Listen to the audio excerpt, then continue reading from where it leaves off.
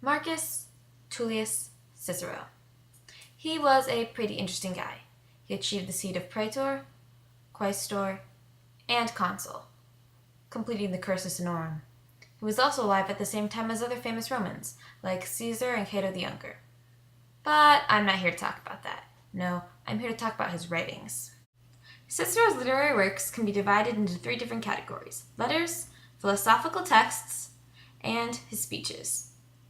First, let's start with the letters. The majority of the letters were addressed to his close friend Atticus, but he also wrote some to other famous Romans like Caesar. The important thing to know when differentiating between these two types of letters is that the letters he wrote to Atticus were never intended for publication, unlike the letters he wrote to Caesar, for example, which were much more formal. The letters to Atticus show us a far less polished and less publicized side of Cicero. Next, we have the philosophical texts. Cicero wrote 20 different philosophical works, the majority of which in dialogue form. It is important to remember that our copies are only fragments, as the full versions have been lost to history. And now for their subject matter.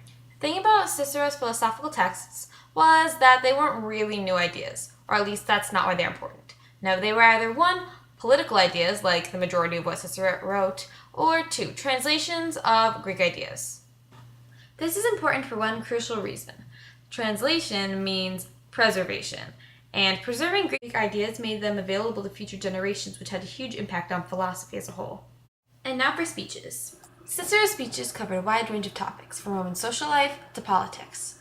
Also, the corruption of the elite, which consequently was the subject of one of his most famous orations, the Catiline orations.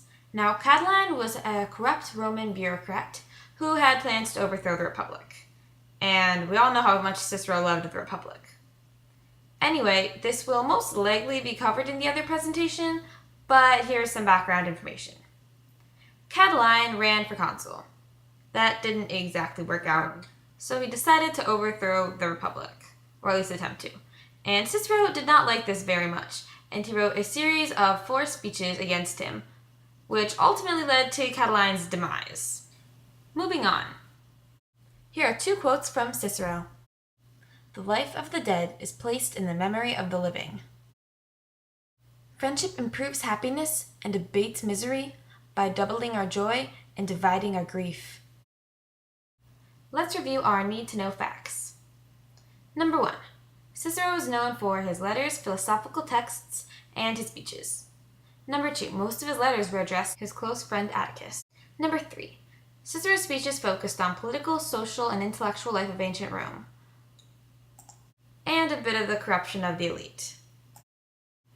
Number 4. Cicero's philosophical writings were important because of his political ideas and his preservation of Greek philosophy. Also, in these works, Cicero made it clear his support of the Republic.